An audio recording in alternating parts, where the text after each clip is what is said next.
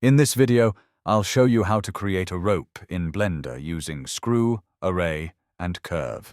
This setup uses the screw modifier to generate the rope's twist, giving it a natural spiral look.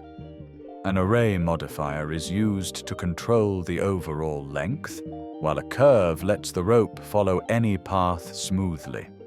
Together, these modifiers create a flexible and fully procedural rope without manual modeling.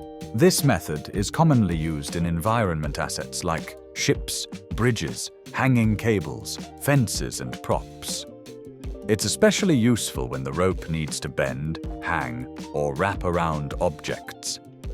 Since everything is modifier-based, you can easily tweak the shape, thickness, or direction even at the final stage.